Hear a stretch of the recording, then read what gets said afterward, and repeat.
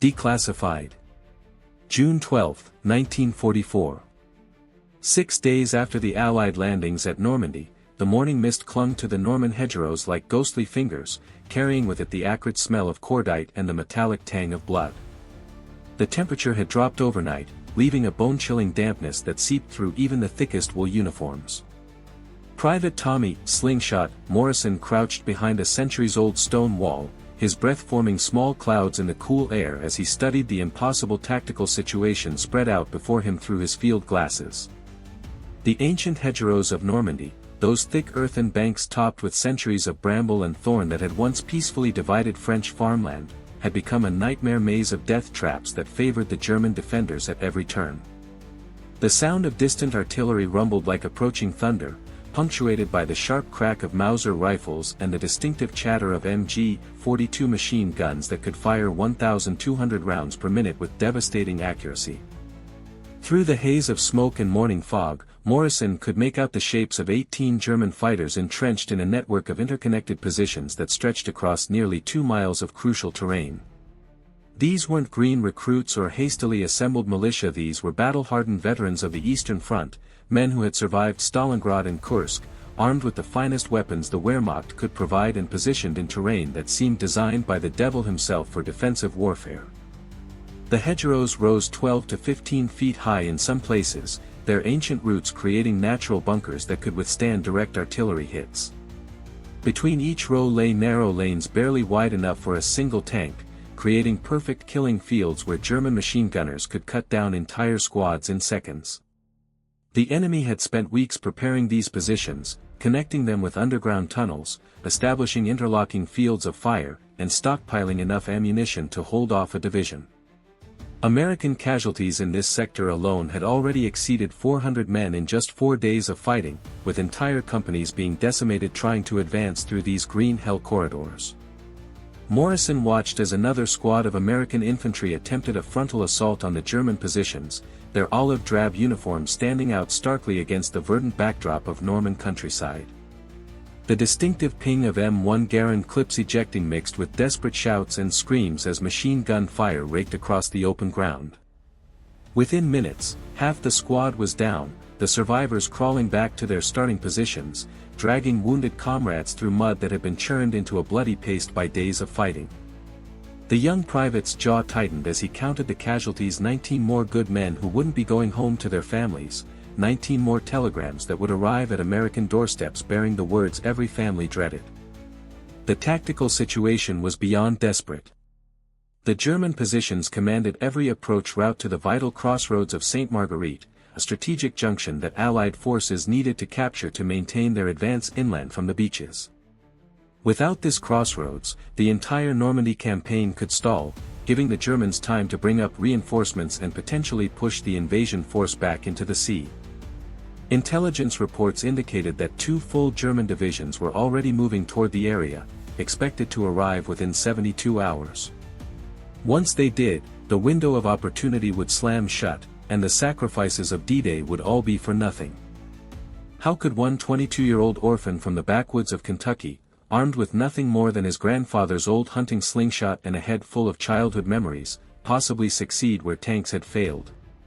How could this soft-spoken young man, who had barely finished high school before the war swept him up, accomplish what seasoned combat veterans with years of training couldn't?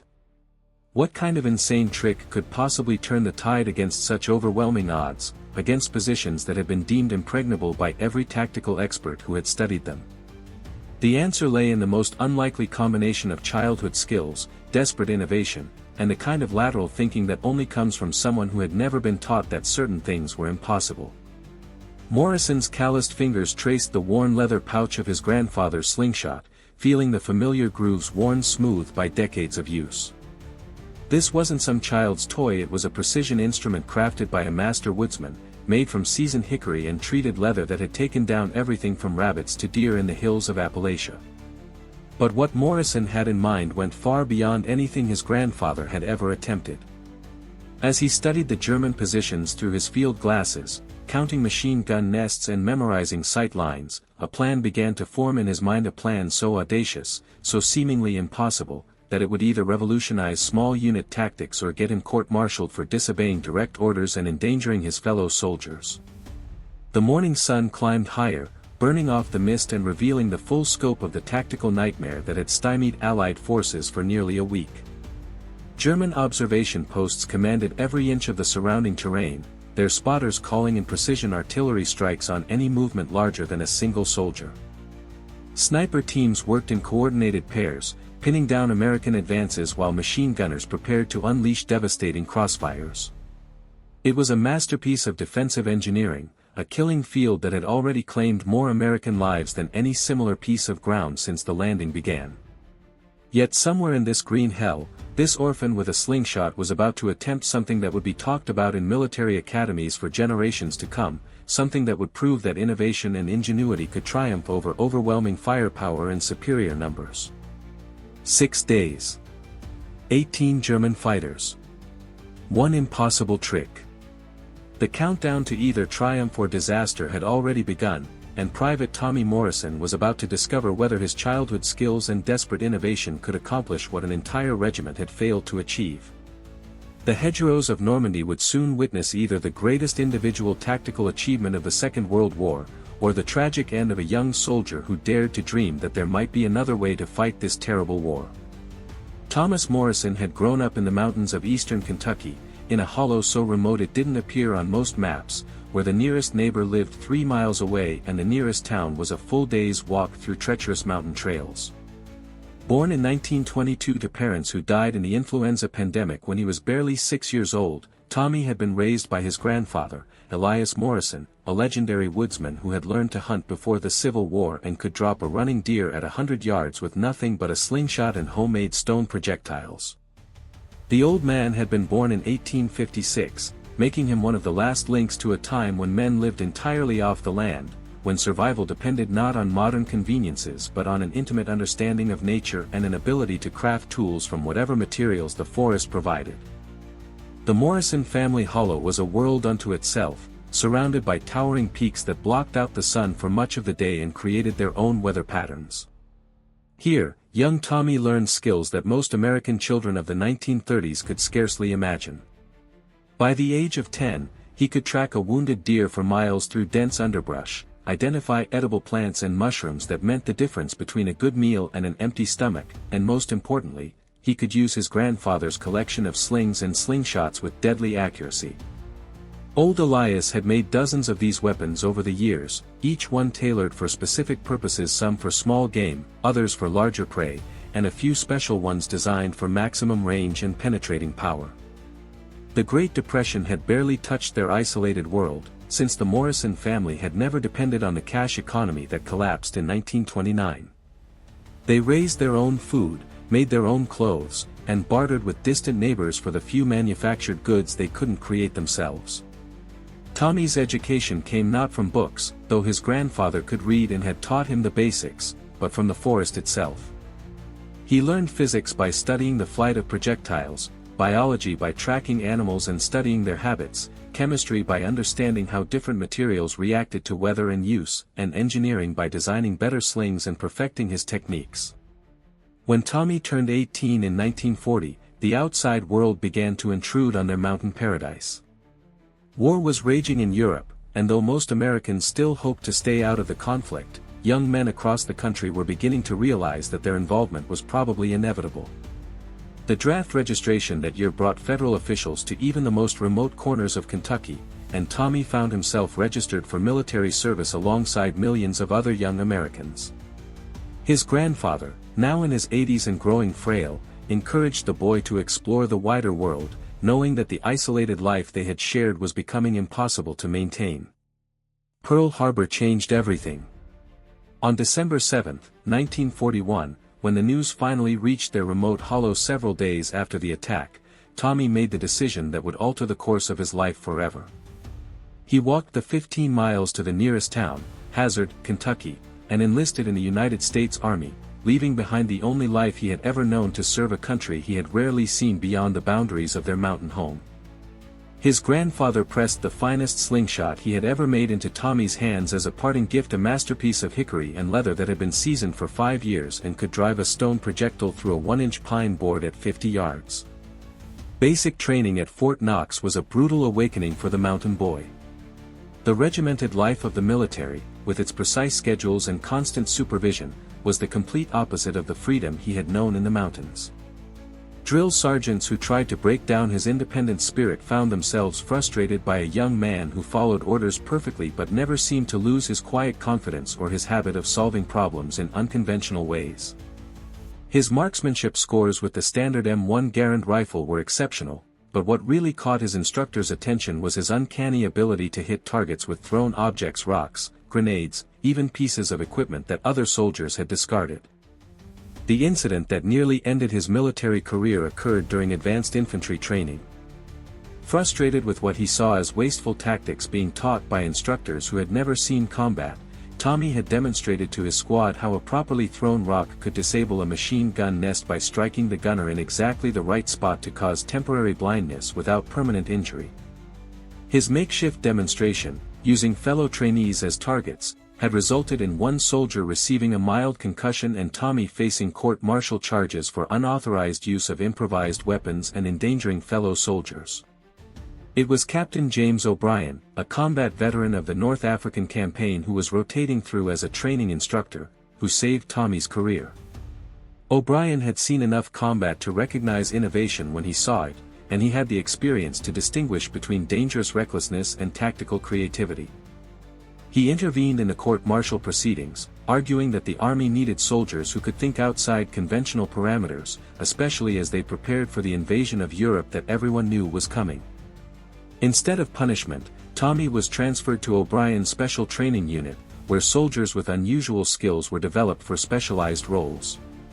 Under O'Brien's guidance, Tommy spent months perfecting techniques that would later prove invaluable in Normandy.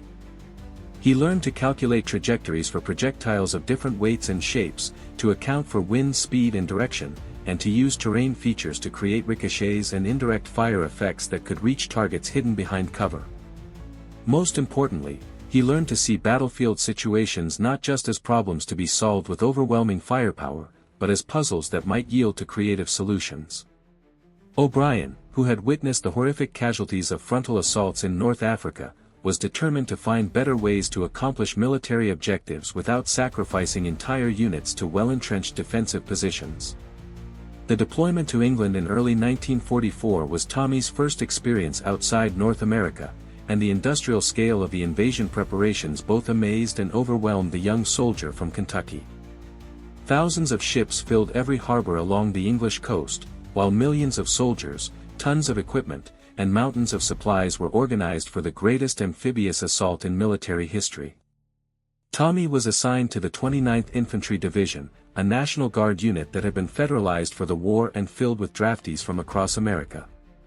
Most of his fellow soldiers were city boys from Baltimore and Washington, D.C., men who had never seen a forest except in parks and couldn't imagine surviving without the conveniences of modern urban life. The D-Day landing itself was Tommy's baptism by fire, and like thousands of other young Americans, he discovered that nothing in training had prepared him for the reality of modern warfare. The chaos on Omaha Beach, the screams of wounded soldiers, the sight of friends torn apart by machine gun fire and artillery, these experiences left scars that would never fully heal. But they also revealed something important about Tommy's character under the most extreme stress. When other men froze or panicked, he remained calm and focused, his mind automatically analyzing tactical situations and looking for solutions that others couldn't see. By June 12, 6 days after the landing, Tommy had already distinguished himself in several small actions, using his slingshot and improvised projectiles to neutralize German positions that were holding up his unit's advance. His squad leader, Sergeant Mike Kowalski, a tough Polish-American from Chicago, had initially been skeptical of the mountain boy's unconventional methods, but after watching Tommy disable 3 different machine gun positions with carefully aimed stones, he had become one of the young soldier's strongest supporters. It was Kowalski who would recommend Tommy for the impossible mission that was about to make military history, and it was Kowalski who would witness the incredible tactical innovation that would be studied by military strategists for generations to come. The strategic situation in Normandy during the second week of June 1944 was far more precarious than most histories would later acknowledge. While the initial landings had succeeded beyond the most optimistic projections of Allied planners, the advance inland had bogged down in terrain that seemed designed by nature to favor defensive warfare. The bocage country of Normandy, with its ancient field boundaries marked by earthen banks and thick hedgerows, had created a patchwork landscape of natural fortifications that German forces had spent months preparing for exactly the kind of fighting that was now consuming entire American divisions. The German 352nd Infantry Division, commanded by Generalleutnant Dietrich Kreis, had been stationed in Normandy since March 1943, giving them more than a year to study the terrain and prepare defensive positions. These weren't the green troops or foreign conscripts that Allied intelligence had expected. Instead, they were veterans of the Russian front, men who had learned the bitter lessons of defensive warfare in the crucible of the Eastern Front's endless battles. They understood how to use terrain to maximum advantage, how to coordinate defensive fires, and most importantly, how to inflict maximum casualties on attacking forces while preserving their own strength for counterattacks. The hedgerows themselves were ancient, some dating back to Roman times, built by generations of French farmers who had piled stones cleared from their fields into boundary markers and then allowed centuries of vegetation to grow over them. The result was a network of natural walls that rose 10 to 15 feet in height, with root systems so deep and tangled that they could stop tank rounds and artillery shells. Between these walls lay narrow lanes and small fields that created perfect killing zones, where machine gunners could cover every approach with interlocking fire while remaining completely hidden from observation. German defensive tactics in this terrain were devastatingly effective. Each hedgerow position was connected to others by underground tunnels and communication trenches, allowing defenders to shift position rapidly and concentrate fire where it was most needed. Forward observation posts, manned by expert snipers and artillery spotters, could call down precision fire missions on any American movement larger than a single soldier. The Germans had pre-sighted their mortars and artillery on every intersection, every gap in the hedgerows, every piece of ground that attacking forces would need to cross. American tactics, developed for more open terrain like the deserts of North Africa, proved woefully inadequate for this close-quarters fighting. Tank infantry teams that had been devastatingly effective against German positions in Sicily and Italy found themselves channeled into narrow lanes where a single well-placed Panzerfaust anti-tank rocket could destroy an entire armored column.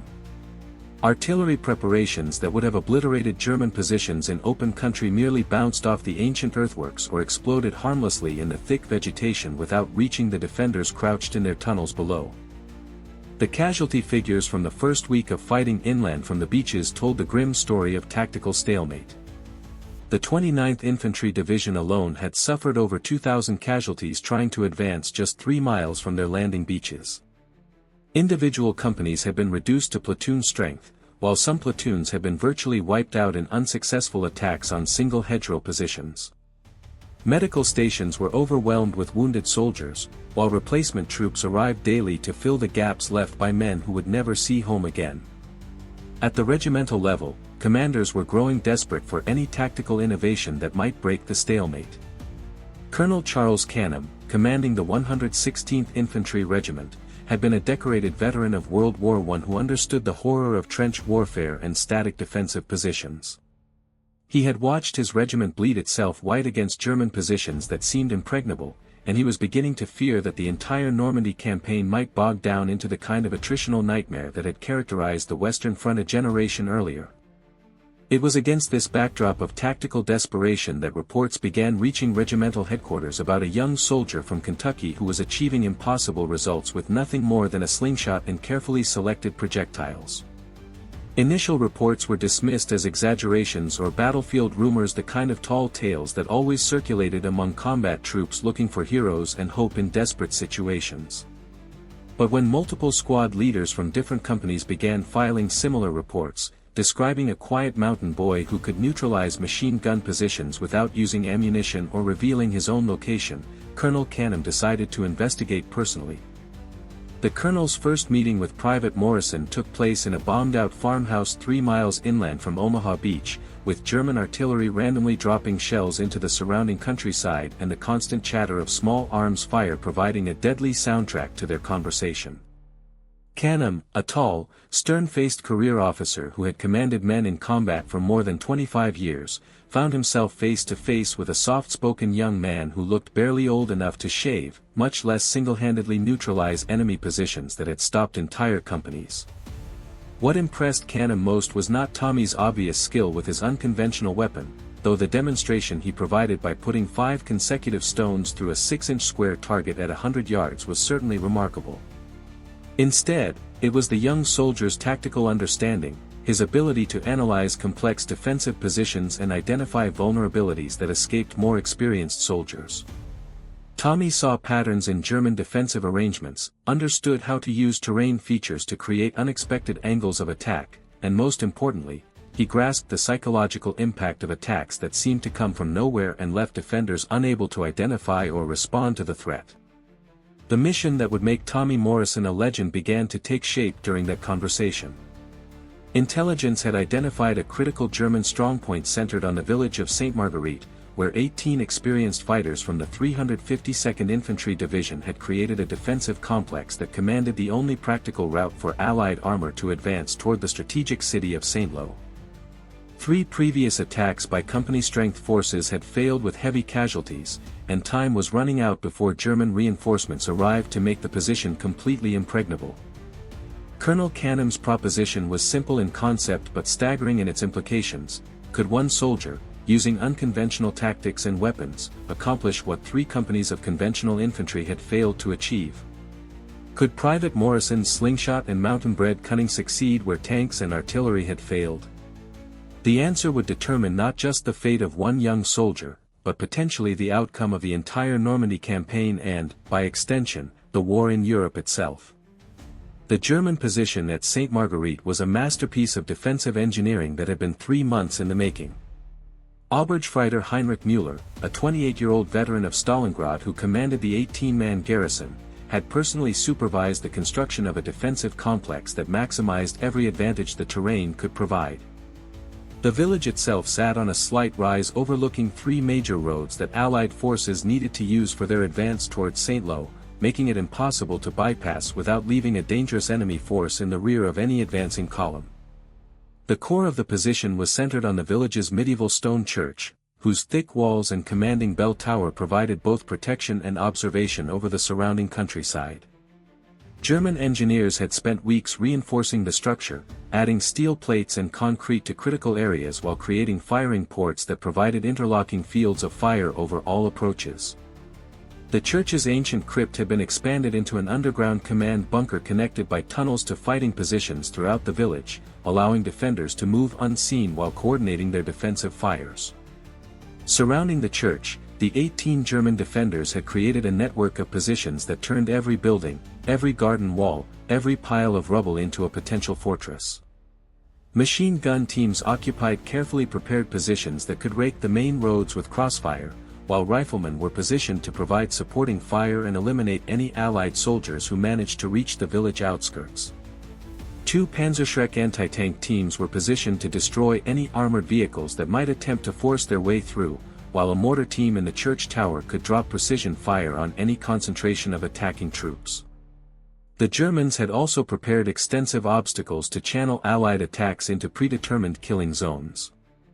Ancient farm walls had been reinforced with barbed wire and anti-personnel mines, while the main roads had been blocked with debris and covered by machine gun fire. Fake positions with wooden decoy weapons drew Allied fire and revealed attacking forces to German spotters, while the real fighting positions remained hidden until the moment they opened fire on exposed American soldiers. Müller's men were all combat veterans, handpicked for this critical assignment based on their experience and reliability. They included 3 machine gun teams armed with the devastating MG-42, whose 1-200 round per minute rate of fire had earned it the nickname Hitler's buzzsaw among Allied troops. 4 expert riflemen, all graduates of German sniper schools, were equipped with scoped Mauser rifles and had already accounted for over 30 Allied casualties in the past week. The anti-tank teams carried the latest Panzerschreck weapons, capable of penetrating the armor of any Allied tank at ranges up to 150 meters. Most importantly, the German garrison had been resupplied just days before with ample ammunition, food, and medical supplies, giving them the capability to hold their positions for weeks if necessary. Underground storage areas contained thousands of rounds of machine gun ammunition, hundreds of rifle rounds, and dozens of anti-tank rockets. A hidden radio position maintained constant contact with German artillery units positioned several miles to the rear, capable of delivering devastating fire missions on any large-scale Allied attack. The 3 previous Allied attacks on St. Marguerite had followed conventional infantry tactics, and all had ended in predictable disaster. The first attack, launched by Alpha Company of the 115th Infantry Regiment on June 9, had been a straightforward frontal assault along the main road approach.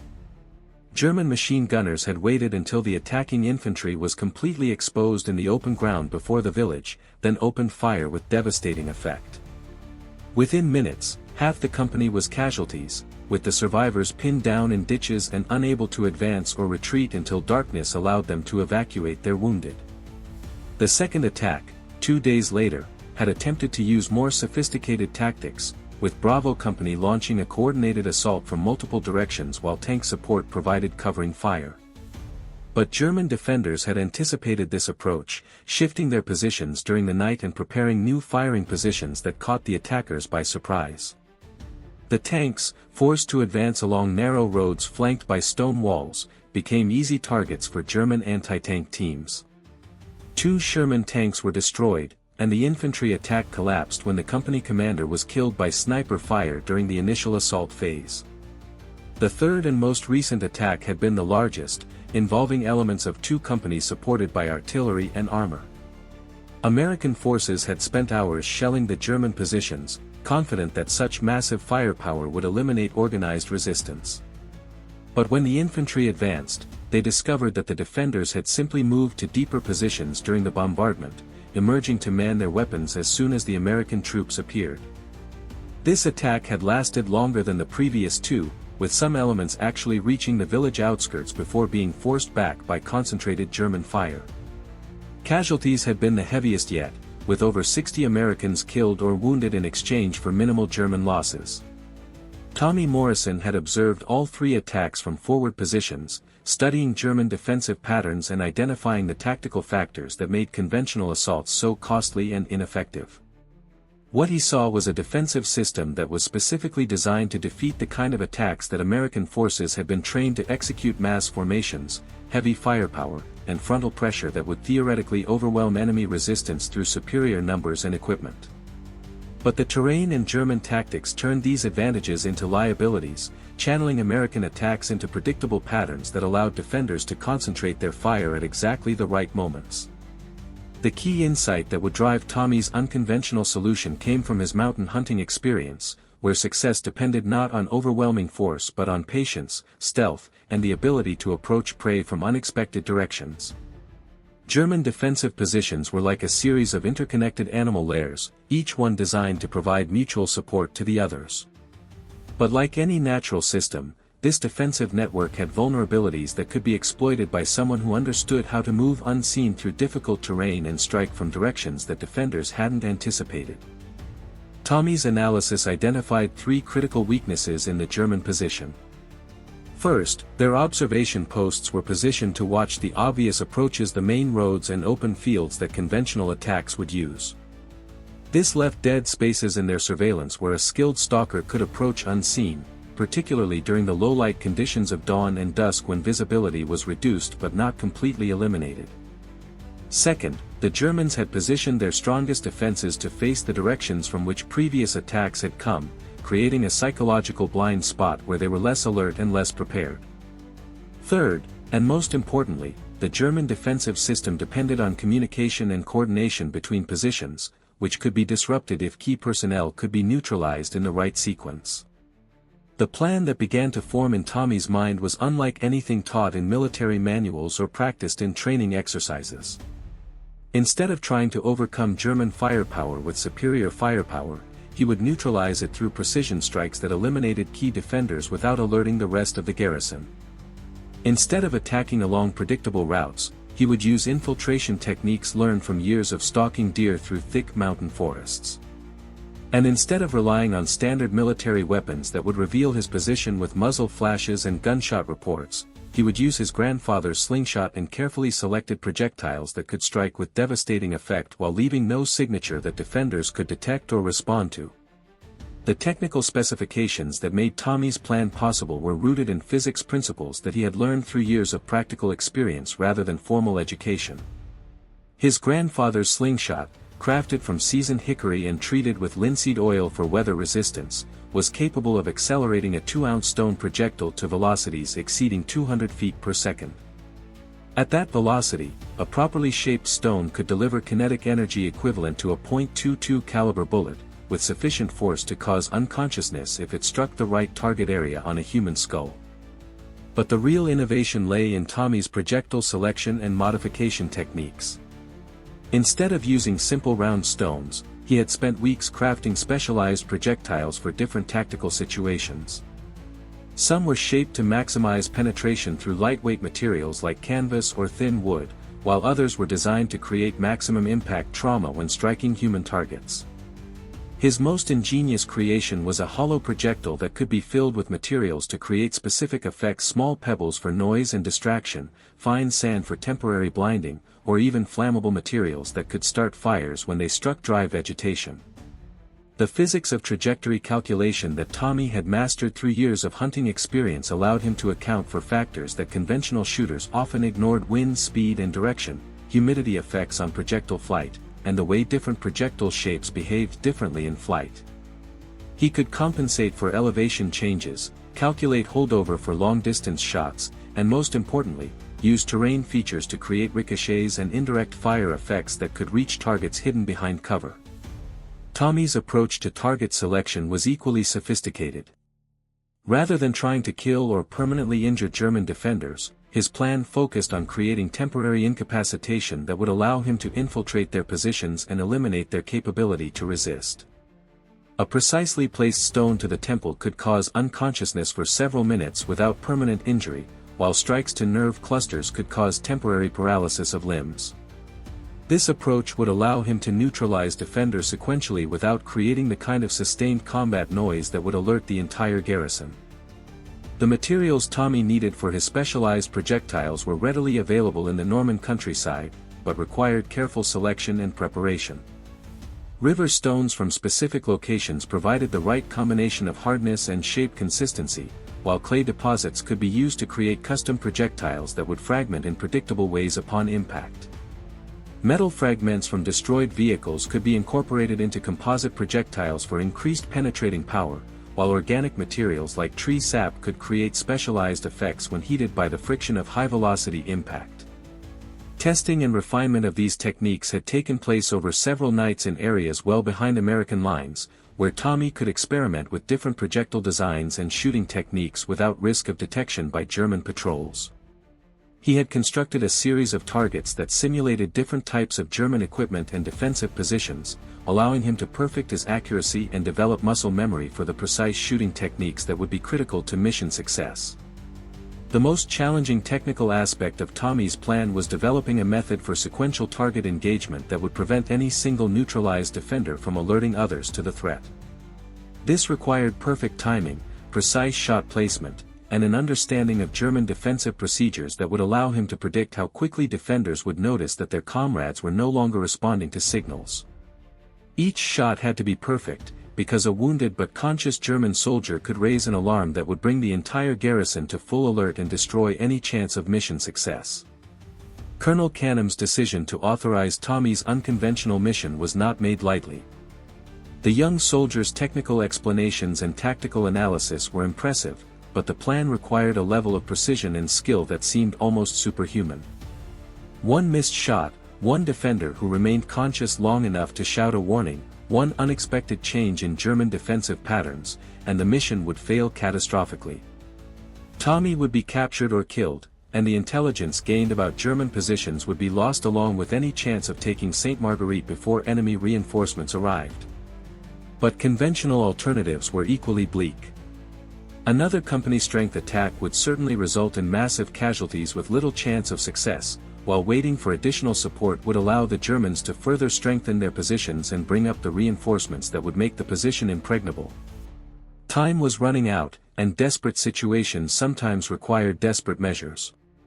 After reviewing Tommy's plan one final time, studying his technical demonstrations, and consulting with his senior staff, Colonel Canham gave the authorization that would launch one of the most unconventional military operations of the entire war.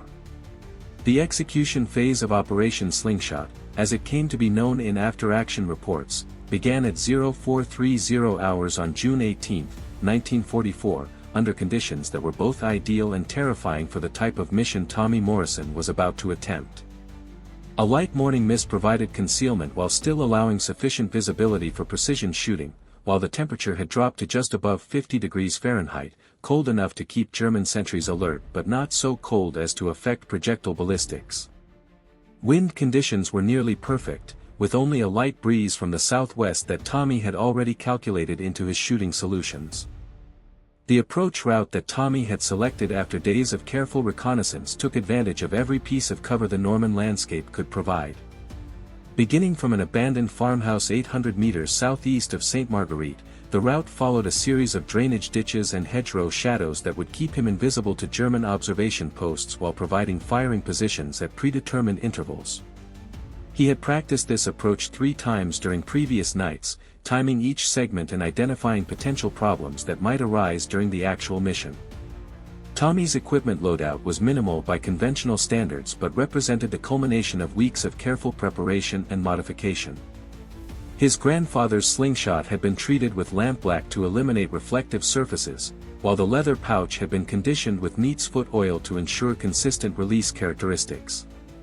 His projectile selection included 60 specially prepared stones and composite projectiles, each one individually crafted and tested for specific tactical purposes.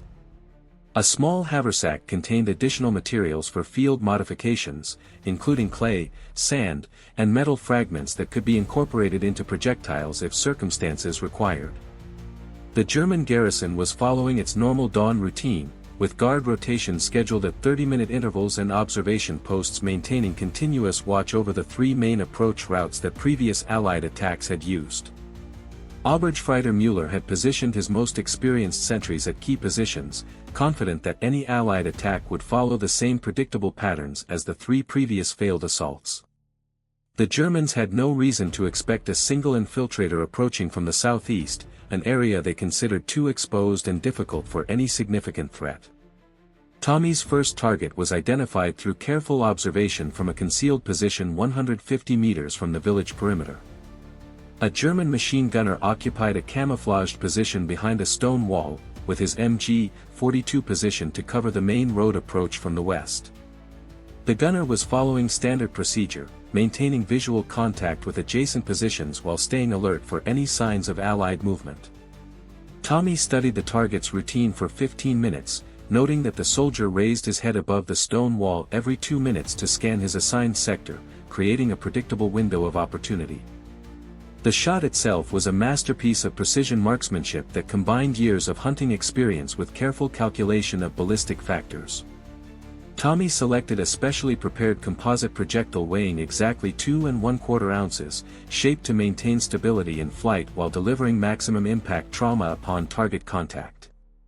The range was 147 meters, requiring a holdover of 18 inches to compensate for projectile drop, with a slight windage adjustment to account for the southwest breeze that had increased slightly since the mission began.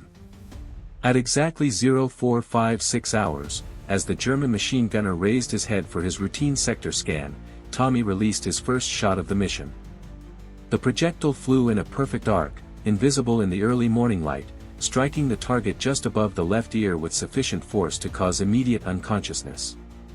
The German soldier collapsed silently behind his stone wall, his weapon remaining in position and his absence unnoticed by adjacent defenders who were focused on their own sectors of responsibility. Tommy's second target was a sniper positioned in the upper floor of a damaged farmhouse 200 meters from his own location. This shot required more complex ballistics, as the target was partially concealed behind wooden shutters and the angle of fire was significantly elevated. Tommy had observed this position during his reconnaissance and knew that the German sniper exposed himself for approximately 30 seconds every 10 minutes while scanning for targets through his rifle scope. The timing had to be perfect, as a miss would certainly alert the sniper to the presence of an infiltrator. The specialized projectile Tommy selected for this target was designed to penetrate the wooden shutter before delivering its impact trauma, requiring precise calculation of energy retention and trajectory modification. The shot window appeared at 0512 hours, when the German sniper moved into position behind his rifle scope. Tommy's projectile struck the wooden shutter at the precise point he had calculated, penetrating the thin wood and striking the target in the shoulder with sufficient force to spin him away from his weapon and render him unconscious from the combined impact trauma and surprise. The cascade effect that Tommy had planned began to manifest as he systematically eliminated key personnel in the German defensive network. Each neutralized defender created a gap in the observation and communication system that made it easier to approach the next target undetected. By 0530 hours, he had successfully eliminated 5 German defenders without raising any alarm, including 2 machine gunners, 1 sniper, 1 observer, and 1 communication specialist whose absence would prevent the garrison from calling for artillery support when the situation became critical. Tommy's approach to the village center required crossing an open courtyard that was visible from multiple German positions, but his elimination of key observers had created a narrow window of opportunity. Moving with the stalking skills learned from years of hunting in Appalachian forests, he crossed the dangerous ground in stages, using shadows and architectural features to remain invisible while getting into position for the critical shots that would determine the mission's ultimate success or failure. The most challenging target was Obergefreiter Müller himself, positioned in the church bell tower with a clear view of the entire village and surrounding countryside. This shot required Tommy to position himself in the village cemetery, using ancient headstones for concealment while calculating a trajectory that would carry his projectile through the narrow opening of the bell tower window. The range was 89 meters, but the angle was nearly vertical, requiring ballistic calculations that pushed Tommy's skills to their absolute limit. Müller's neutralization at 0547 hours effectively decapitated the German command structure and began the final phase of Tommy's mission. With their leader unconscious and their communication network disrupted, the remaining German defenders began to react to the mysterious disappearance of their comrades with confusion rather than coordinated response. Some defenders abandoned their positions to search for missing personnel, while others remained in place but with reduced effectiveness due to their uncertainty about the tactical situation. The psychological impact of Tommy's unconventional attack was as important as the physical neutralization of German personnel. Defenders who discovered unconscious comrades with no obvious wounds and no evidence of conventional weapons fire began to experience the kind of fear and uncertainty that destroys unit cohesion.